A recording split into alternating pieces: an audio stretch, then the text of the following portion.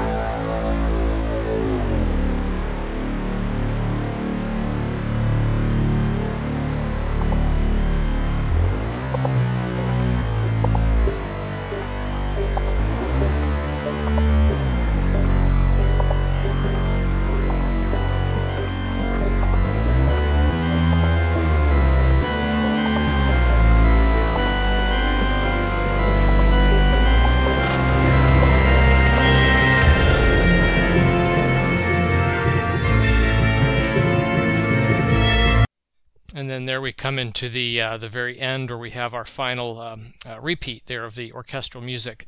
Let's talk a bit about what's going on in here. So we've come off of the hits that we dealt with in the last tutorial, these small moments where we're lining up musical elements with very specific points, and we're trying to accentuate those points of film, those hits, those moments with musical elements. We're going to do something a little bit differently here. Now, there are going to be a couple of places where we're going to accentuate some of these frame cuts. But for the most part, we're going to be using our cut list up here. Again, this is a track that is indicating when the shots are changing perspective and we're looking at something new. We're going to use these more as guidelines to indicate where material can begin and end, and sort of within these cuts we'll use them as bookends for new material, and we won't use every cut to indicate a change. We're going to use maybe the distance between a couple of cuts and use some footage that is very similar to kind of, again, bookend a segment of film that is more related to these shots that are related to each other, and then put music over them that can kind of keep those particular shots together. So let's look at what's going on here. We're coming off of the end of our pre-recorded orchestral track, and by the way, this orchestral track is going directly to the master output. This gets no effects. The only thing I have on the master output is a compressor, and then I have a spectrum analyzer, and this is just for mixing purposes. We're actually going to spend probably a short tutorial here before we're done with all of this, where we'll look at just the aspects of mixing and mastering and trying to get the best mix that you can get using some of these tools. But there are no effects coming out of this track. There are effects, however, applied to the other instruments that are in here, these other synth instruments, and some of them are grouped into tracks down here. We don't really need to take a close look at them, but you'll see that there are a few places where we've added some EQ just to add some effects to a few different instruments here. There's an instrument track that puts together the acoustic sounding instruments, some of that soft piano stuff with some reverb on it, a little bit of a stereo enhancer effect to widen out the sound a little bit. I have the ambient synthesizers all on, the ambient synth sounds all on one track with a stereo enhancer effect. And then I have a few other tracks with some individual instruments, and I apply effects where they need to be. 3 of these channels are devoted to a vocoder effect that we'll look at in a little bit as well. And then all of this comes down to a mix track where I apply my final EQ, and then the mix track goes to the master where there is only a compressor. So that's how we're relating the pre-recorded music to the new music that's in this project without applying any effects to the pre-recorded music. That music has already been mastered and already set. It's already been leveled. It's already been compressed and normalized to where we want it to be. So we want to leave it in here coming out the master with a great deal of overhead, and we just apply a compressor to give us a little bit of wiggle room as we try to mix these things together so that they balance out properly. So that's the mixing side of it in terms of where everything is going, where things are routed to. Let's take a look at what's going on here. We have an ambient synth that comes in right here off of the pre-recorded track. This space choir sound, which I believe is a sound that we actually used in the orchestral track before, so it's a closely related sound, and it's also used back here at the very beginning, so it's coming into our pre-recorded sound, and it's also coming out of it in that same key. We are not using any sort of beat reference in any of this music. All of this music is freely occurring without any attention to the tempo that's in the project until we get to some rhythmic material down here, and there's some polymeters that are going on. There's multiple meters happening at one time, and they don't really line up, and that's done on purpose. And the nice thing about doing that is it gives a very interesting kind of rhythmic sensation, and it doesn't require that we have to pay close attention to the tempo. So there's a you win-win over there doing something like this. Let's take a look at this again. So we have our space choir starts us out, and then we're going to return back to our soft piano sound. Now I did something else in here. I have a sampled sound, and this sound sample is actually the soft piano sound. I sampled C6. You can hear that. It is actually a reversed instance of C6 of my soft piano sound that I made over here. And what I did is I set this slightly ahead of the soft piano instrument down here. So if I solo this, you'll hear what's going on.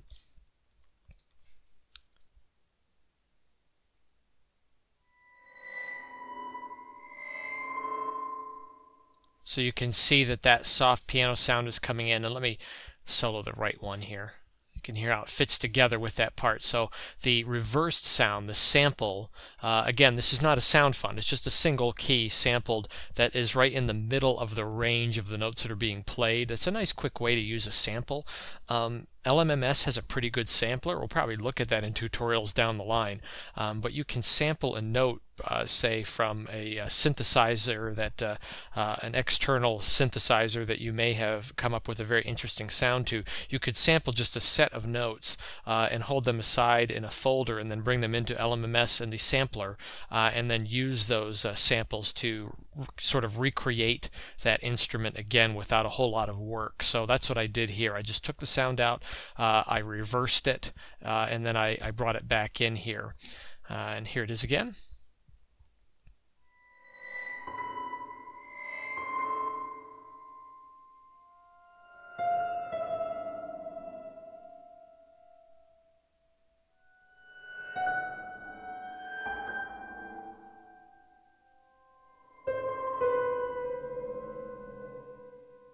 So it adds a very kind of haunting, unique sound. If we add that synth drone that's going on up here, you'll hear how it fits together.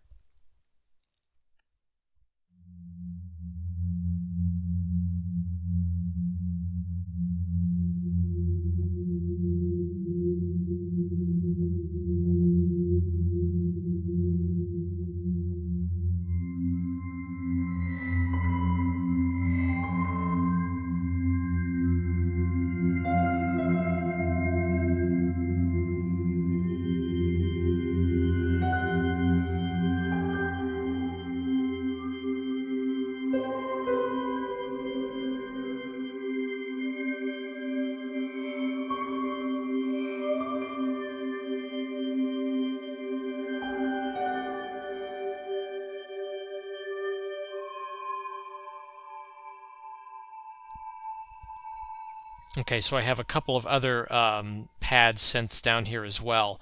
And what I'm doing down here is I'm adding intervals of a fourth. So you can see I start in the key that we left off in, then I go up a fourth and I add another note and I go up a fourth. And as this happens, we get transpositions of this original melody from the opening, this main theme, played back in the reversed piano sound and soft piano instrument that match those intervals, those sort of key changes there.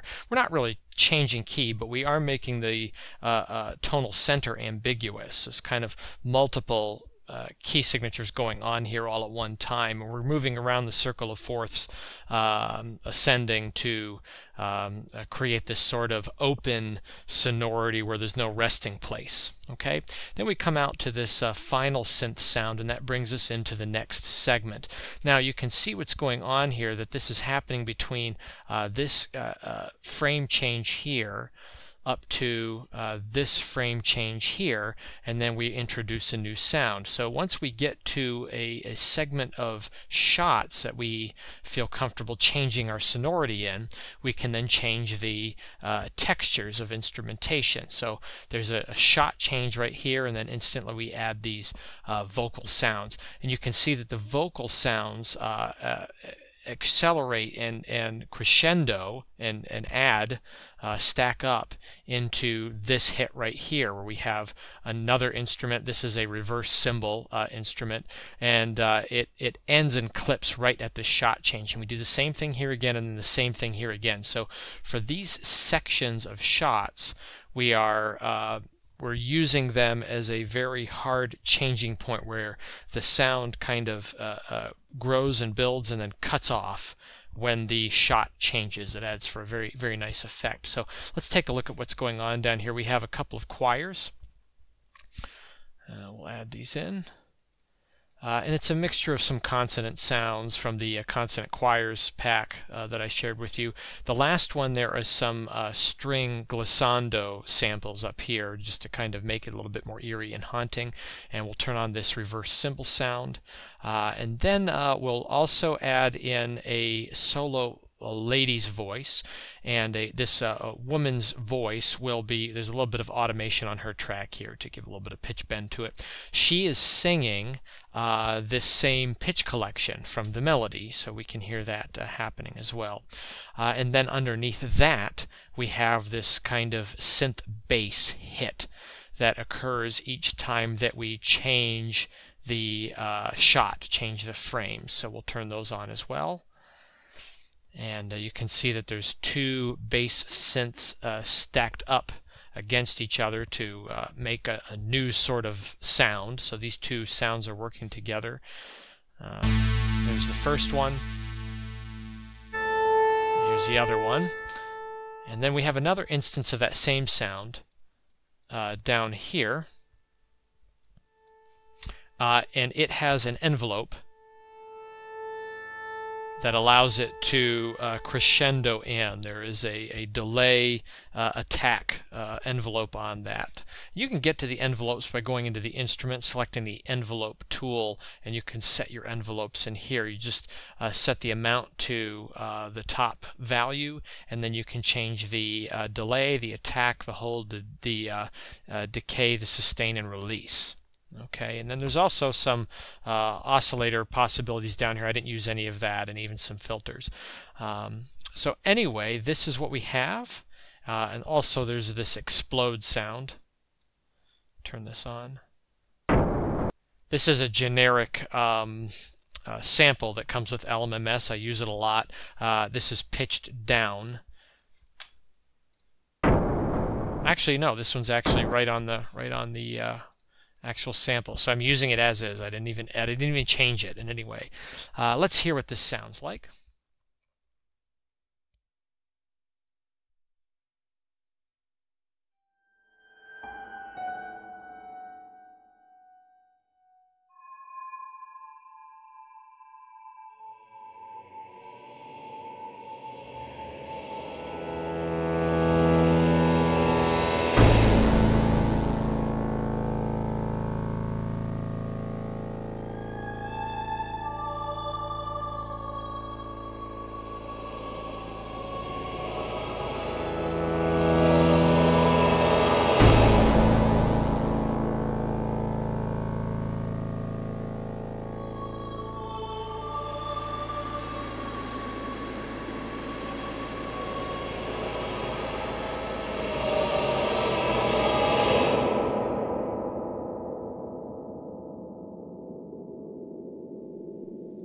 And that last cut goes into this wind sound, and these are all default presets that you can find in Zinad Sub Effects. I just chose ones that worked well, very basic pad sounds, and I edited the samples a little bit and edited some of the envelopes to make it the way I wanted it.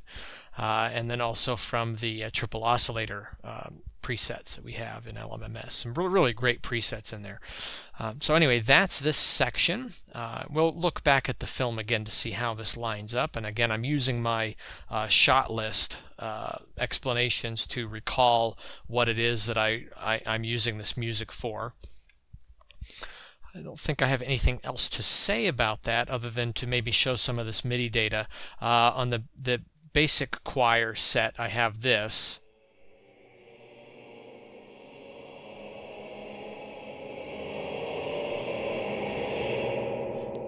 Just some randomized notes clustering up and increasing, and then the velocity is also increasing up to the last one. And then I duplicated that and put it onto another track, and I changed the pitches. So I transposed everything up and down and took out some notes just to give some variety, and I used a couple of different consonant sounds as well to give some variety to that. And then I have this lady solo female voice down here for the solo. So that is that. Let's take a look at the next section. In the next section, I have one more instance of this piano sound. I made another instance of it so I could have a different volume and velocity setting in there. One more iteration of the melodic line in a key that we've settled on. I believe we're in A at this point. I can't remember. And then I have this synthesized bass sound, which is really interesting. I wanted to do something that was very, I don't know, space theremin-like, that would kind of morph around. It wouldn't attack one note to the next very cleanly, but would have a sort of portamento figure where one note is sliding to the next after the initial attack. So what I did is I grabbed a couple of synths that I thought sounded good. Here's the first one.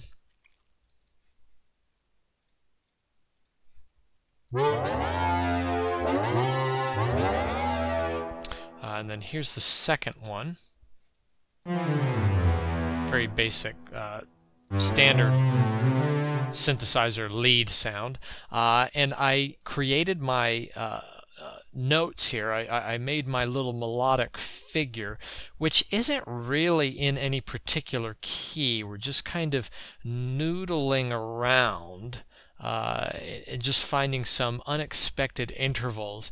The goal, though, was that I needed to, by the last two notes, end up in the 5 of the new key. So I needed to end up at a C, and then I needed to arrive on an F at the point where my resolution occurs in my orchestral music. So I wrote that line, and then I went into these sounds, and we'll look at the GUI here, and I turned on a couple of settings. The first one is that I changed them to legato, so we're in mono legato, so that we're not polyphonic. It goes only one note at a time. You can't play more than one note at a time. And then I also turned on the portamento figure, and then in the control settings I turned up the time on the portamento so that it would be a little bit longer than the default. And you can see kind of how this works. If I enable my MIDI here, so my MIDI input on both of these instruments. And if I hold one key and I press a new key, it uses that portamento figure to slide without re-articulating and attacking up to the next note. And I can go on and on like this just by overlapping my note values.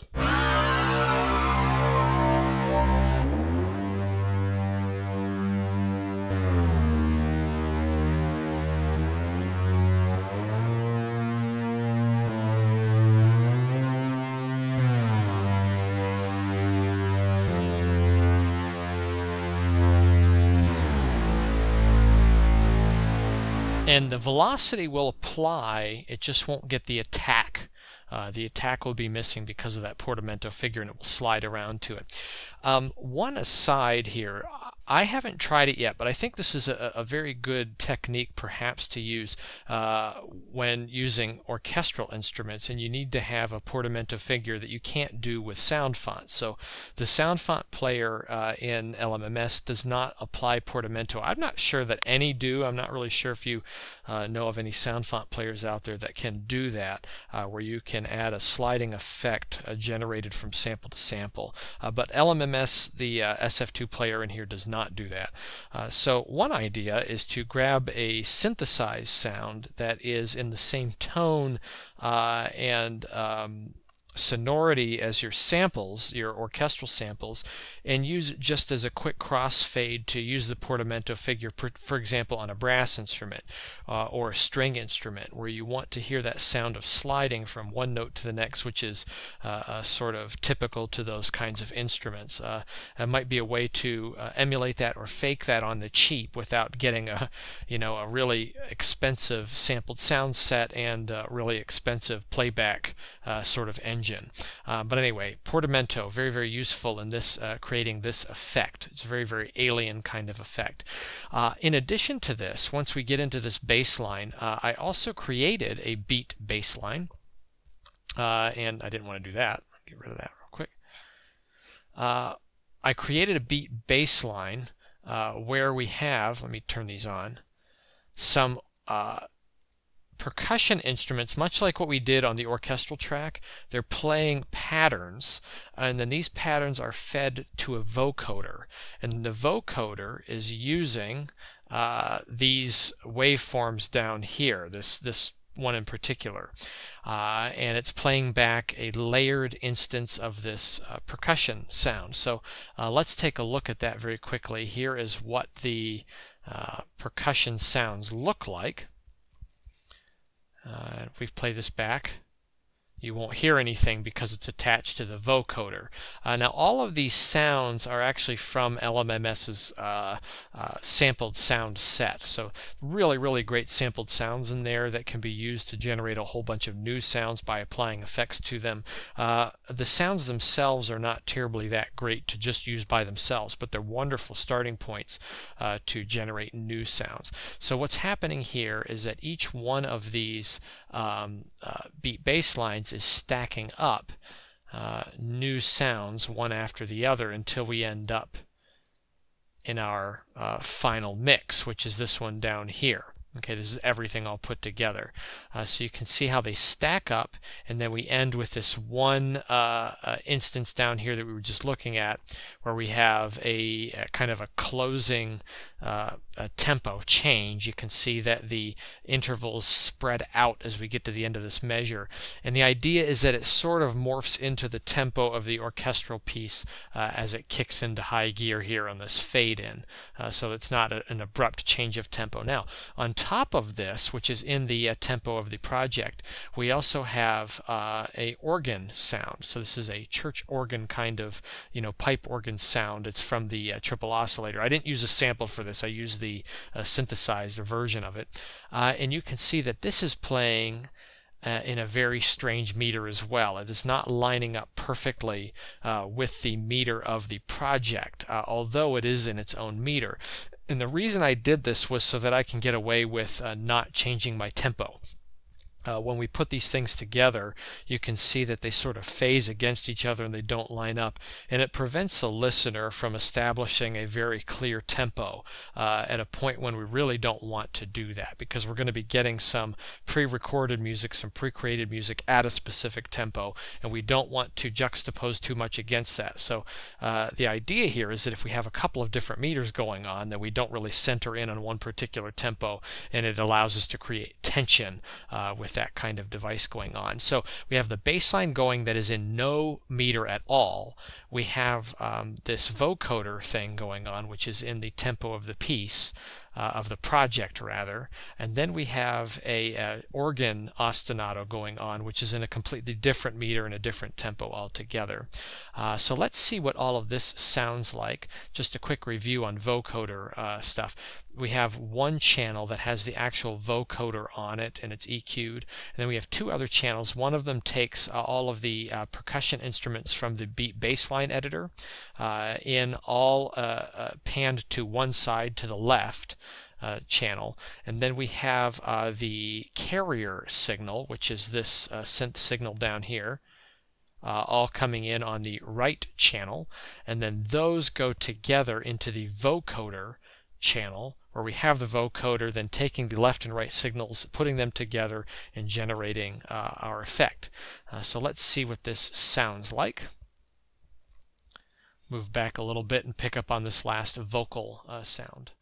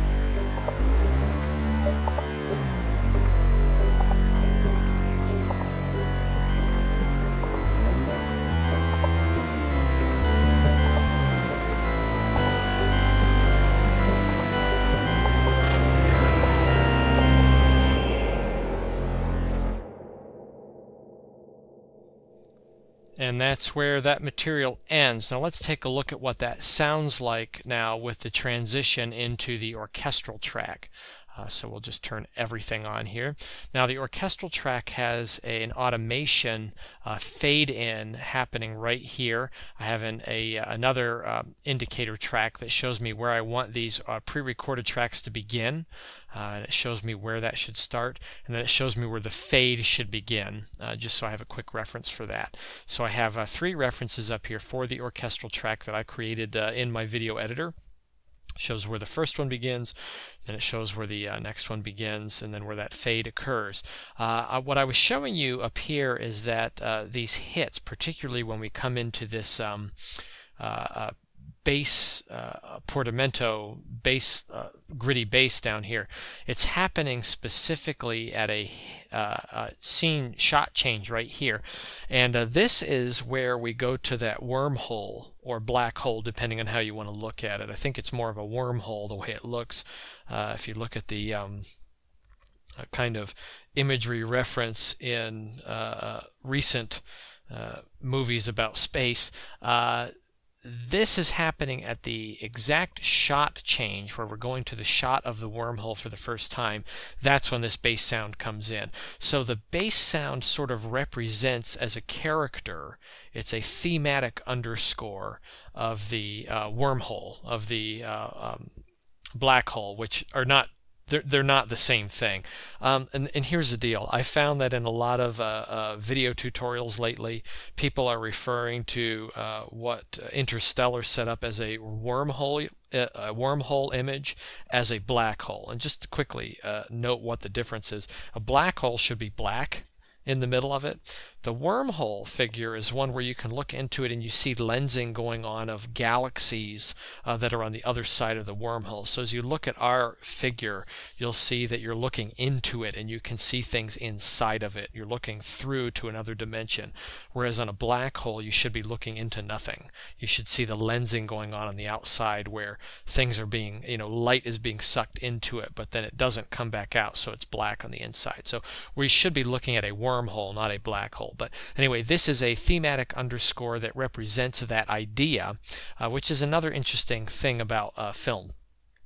In my classes that I teach, I'm a music educator, a band teacher actually, but I also teach some junior high music, and we do a unit on film score, and I teach them to listen with great care when they're watching movies and watching television, to understand the function of the music that they're hearing.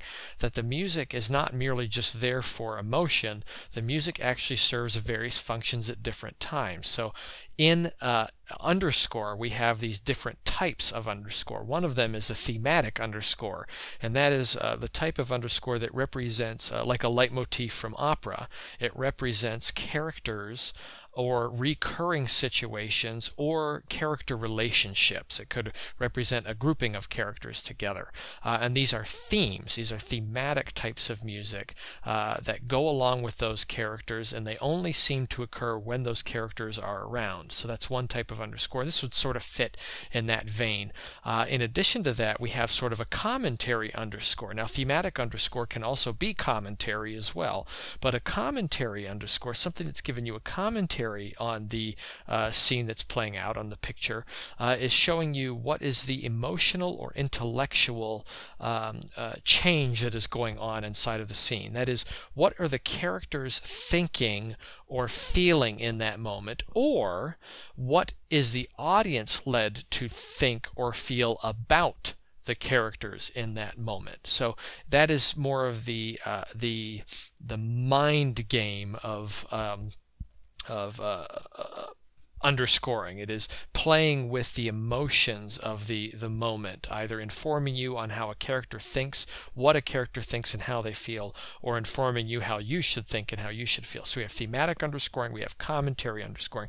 We also have a sort of reference underscore, and this is the kind of music that is establishing setting for us. It's telling us what is the setting of the imagery that we're seeing. So for example, if I see a city, a kind of long, wide shot of a city at night, lots of lights there, and the music that I'm hearing is of a sort of pop but Asian kind of feel, I know that I am probably looking at Tokyo or Beijing or something like that. I'm looking at some kind of far eastern city, and the exotic nature of the music is giving me the location, the setting. Also, the type of music might give me the time period. For example, if I'm coming in on a vista of a village way off in the distance, sort of a small town, and I can see mountains in the background, and it's sort of a yellowish kind of hue to the imagery, and the music that I'm hearing is folk music, American folk music, with American folk instrumentation. I know that I'm probably in the Old West. I'm probably watching some kind of American Western. So that is a reference sort of underscore. It is giving us a reference of the setting. Okay, so we have thematic underscoring, we have a commentary sort of underscore, we have a reference underscore. We also have an underscore that can be all of these things or different combinations of them that is used as a montage underscore. That is a moment in a film where we are piecing together clips of images that are sort of changing quickly and bringing together a set of locations and an array of time periods and condensing them down into a short space and a short period of time. So a good example of this would be where you're watching a movie and you see the passage of time in clips where a character is growing in age, and the music is used to piece together that montage of events. That is a montage underscore. It might involve thematic material that goes with characters. It might involve that thematic material that is portrayed in a commentary sort of way to give us emotions. A great example is from the movie Up, and we're watching in that movie, a Pixar movie, Michael Giacchino scored that movie, won an Academy Award for it, where you have images of this couple growing old together, and you hear their themes. You hear the thematic underscore being portrayed, but it is changing in character and it's changing in mood over time as the scenes are progressing very quickly. That is a commentary and thematic, and it is a montage underscore. So those are a few sets, and then the last one that I talk about is what we call source music. So there's a type of underscore that is source music, and that is music that can be any one of these other types of music, and probably is one or two of the other types of music, but it is actually occurring in the scene. It is music that the characters are aware of. An example would be if you're at a restaurant in the scene, and there's a couple sitting there having dinner together, and you can see kind of faded out in the background, out of focus, someone sitting at a grand piano playing music, and you can hear that music, and that music is underscore, and that music might be informing the scene in a commentary sort of way, but that music is actually existing there. The characters are otherwise aware that that music is present. That would be source music. So we have types of underscoring. We have thematic underscoring, we have commentary underscoring, we have reference underscoring, we have montage underscore, and then we also have a source music, which can function as the underscore as well. So there's a lot of different functions in here. So here the function is sort of a thematic type of underscore. It might also be a sort of a commentary as well, because it's giving us a sense of the non-directional chaos of a wormhole. We don't have a tonal center that we're focusing in on. There's a lot of other things going on. There's a driving ostinato down here that it's like a machine eating up everything around it, and that sort of plays into the characterization of the wormhole in the scene. So that is the function of the music here, and it begins abruptly at that shot change where we see that wormhole occurring, and it will go on until the very end of that sequence of shots, and then we go into another set of shots. So anyway, that's what's happening here. Let's hear that again with that in mind. And in fact, let's hear it again with the picture, and now also with this fade in effect going on. So let's come back here to our scene. And we'll hear all of this together. Let's go back here to the previous cut from the previous orchestral music and watch everything play out now as we have seen it and described it.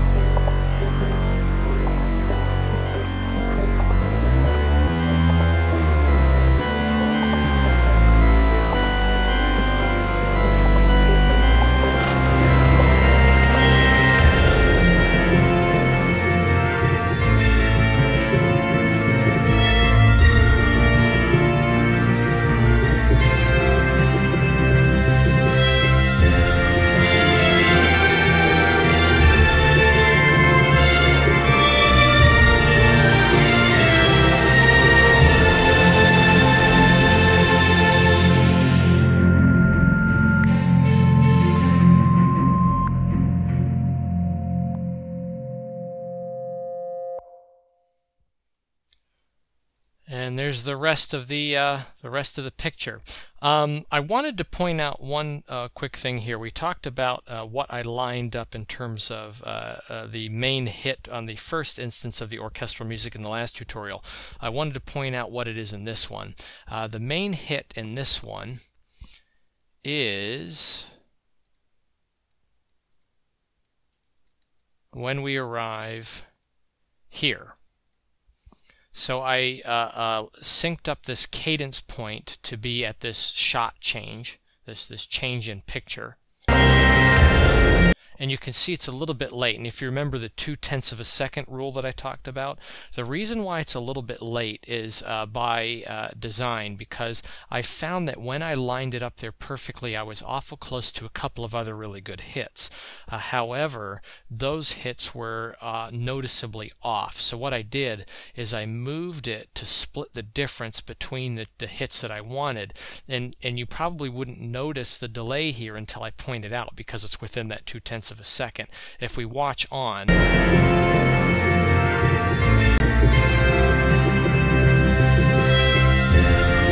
that's the second one. I wanted that to line up relatively well. So that hit happens a little early, and the other hit happens a little bit late. I split the difference, and you know, if they're within those 0.2 of a second, you can see that they're very well related to each other. It almost looks like it was intended to be that way, but it's just dumb luck that these things were close. And it's actually amazing how often, as I said before in the last segment, how often you'll find that things just line up with elements inside of the music without having to try very hard to make it work. And then also by dumb luck, it just just lines up that this ending works out pretty well in the change to the titles.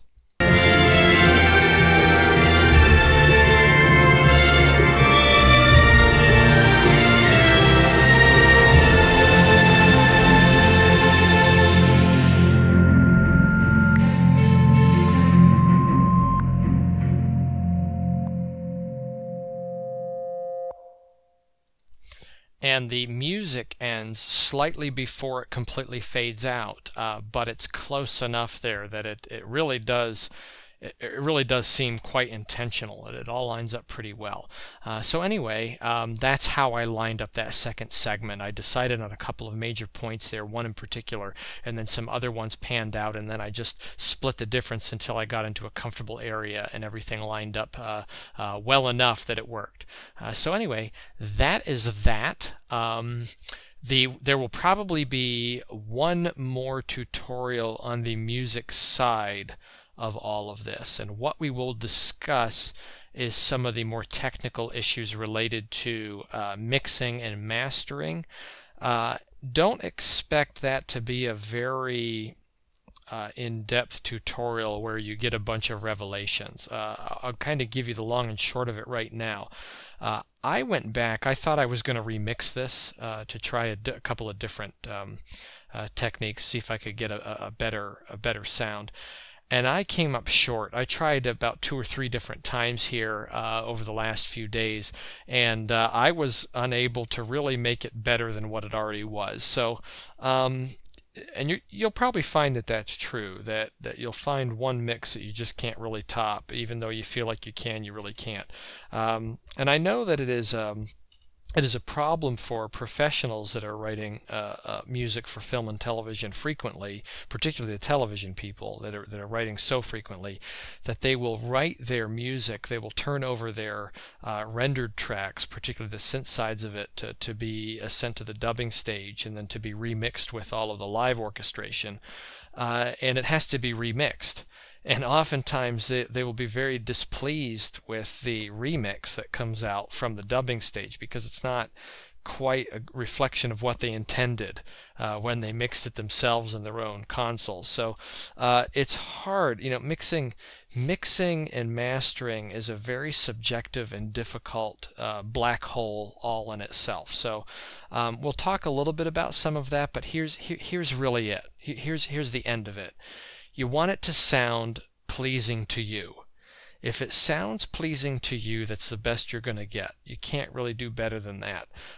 You know, you can listen to it on a couple of different platforms. Listen to it in headphones, listen to it on some speakers, listen to it in your vehicle, in a car, on a stereo. You know, listen to it in a few different venues, and if you get this kind of balance where it sounds as good as it can be to you, then that's as good as it can be. Don't worry too much about relating it to other forms of recording that you've heard, other, you know, other rendered pieces from other production companies and, you know, CDs and you know, various film score albums that you have in digital download or whatever. Don't try to copy those sounds quite so much. Just get your mix to sound as good as it can to you, and that's as good as it can be. That's probably the best advice that I can give you. There's a few tricks I'll show you about you know, spectral analyzation, where we can look analyzation. Did I just make up that word? I don't know. You know, where we'll analyze the frequencies and look at a graph and just make sure that things are leveled out properly and nothing is sticking out. But in general, there is no silver bullet to this. We're not going to be able to just throw a sort of plug-in on it and just make it work. There are some plugins that purport to do that. I think it's fairly bogus. Really, you just want to mix it together so that it sounds as best as you can make it sound. You know, with the orchestration that you've given it and the composition that you've made. So anyway, we'll have a tutorial on that, and we'll also look probably at lining things up in Blender in terms of rendering out our final project. So a few settings there. And then we'll be done with the music side of it. A few more tutorials to go on the Blender side. We got to look at how we're going to make that wormhole, and then we'll spend on the Blender side one tutorial where we look at some compositing techniques in the video sequence editor and also some final rendering ideas to get certain kinds of stylized imagery. I did a few interesting tricks to make this look filmic as best I could. Some tricks that are my own. These are things I've not seen anywhere else, just some ideas that I came up with that I'll share with you. So just a few more tutorials to go, and then we'll be done with this, and we'll be moving on to some other things in Blender and LMMS down the road. So good luck with this, and I wish all of you happy mixing.